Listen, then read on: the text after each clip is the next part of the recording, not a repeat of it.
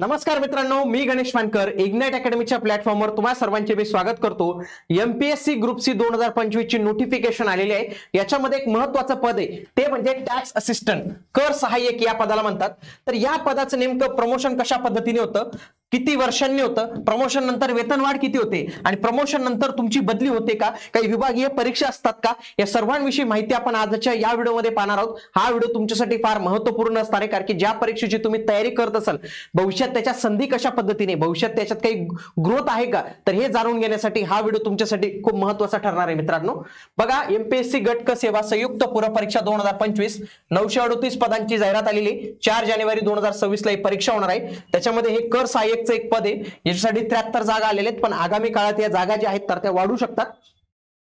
याच्यामध्ये अर्ज हे 7 ऑक्टोबर पासून तर 27 ऑक्टोबर या दरम्यान जे आहेत तर तुम्हाला याचा फॉर्म जो आहे तर तो भरायचा आहे।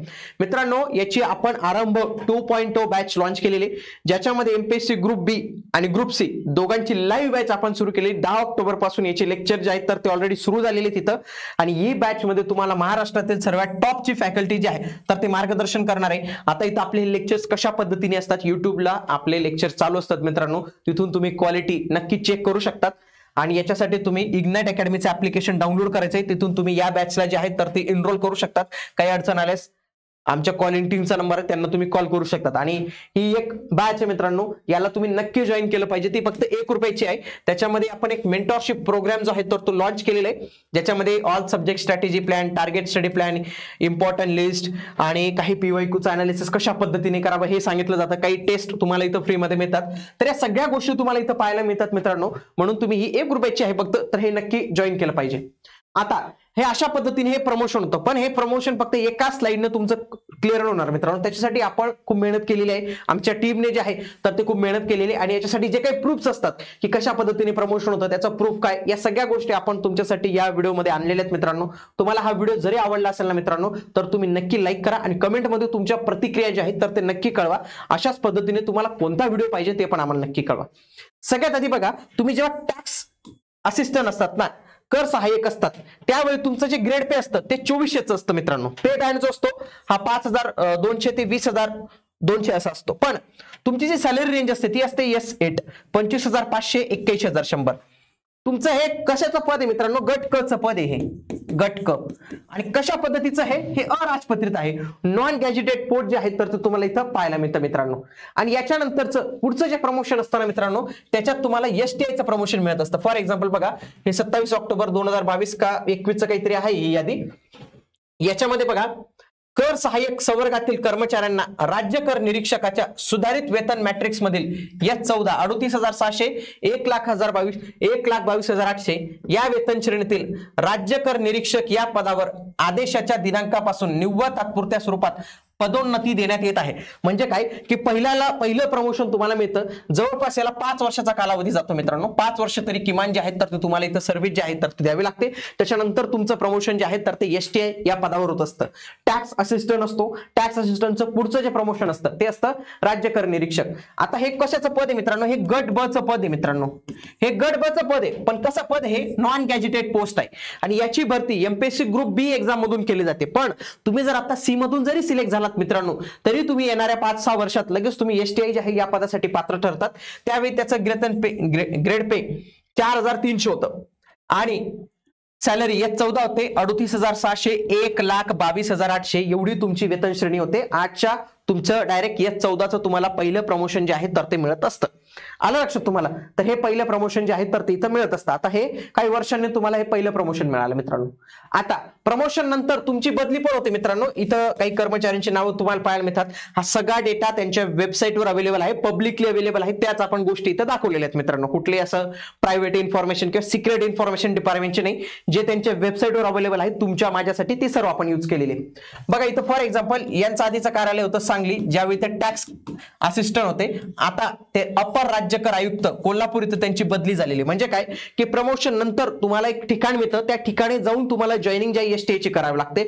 असं फार कमी होतं की ज्या ठिकाणी टॅक्स असिस्टंट आहेत त्याच ठिकाणी तुम्ही STI होऊ शकतात का, तर तसं होऊ शकतं, पण त्याची जी पॉसिबिलिटी ना मित्रांनो तर ती फार इथं कमी जी आहे तर ती होऊन जाते मित्रांनो, आणि ते काही जास्त दूर पाठवत नाही। फॉर एक्झाम्पल आता हे नाशिकचे असतील ना, तर मालेगावला पाठवलं, याच्या आता थोडंसं 100 100 150 किलोमीटर जवळच आहे ते एकदम पूर्णपणे, तर ते तशा पद्धतीने असतं मित्रांनो. आणि बघा हे सध्याचं कार्यालय असतं, त्याच्यानंतर तुमची जे आहे पदोन्नतीनंतर नवीन ठिकाण, बघा हा पण एक आदेश जो आहे तर तो आपल्याला इथं पाहायला मिळतो.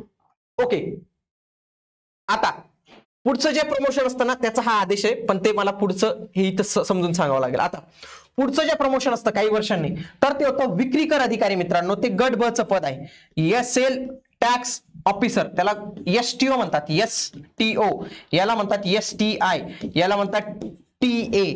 आता या हे ग्रुप बी च पद आहे, हे पण ग्रुप बी च पद आहे. फक्त फरक एवढा आहे मित्रांनो, हे राजपत्रित पद आहे, हे गॅजेटेड पोस्ट आहे, याच्यात तुमच्या सहीला वगैरे किंमत असते.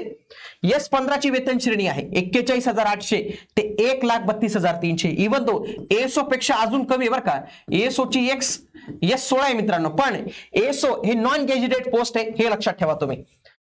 S15 ची वेतन श्रेणी तुम्हाला मिळाली 41,800 1,32,300 एवढी जी वेतन श्रेणी जी आहे तर ती तुम्हाला इथं मिळत असते मित्रांनो. आता कळालं तुम्हाला की अशा पद्धतीने गोष्टी तुम्हाला इथं कळायला की हे पुढचं प्रमोशन मिळतं. फॉर एक्झाम्पल मी तुम्हाला हा नियुक्ती आदेश जो आहे तर तो दाखवतो. बघा 11 सप्टेंबर 2025 चा हा नियुक्ती आदेश आहे. वित्त विभाग महाराष्ट्र शासन यांच्याकडून राज्य कर अधिकारी गट ब राजपत्रित या पदावर पदोन्नती आणि पदस्थापनेबाबतचा बघा 12 सप्टेंबर 2000 चा याचा स्टॅम्प पण आपल्याला पाहायला मिळतो.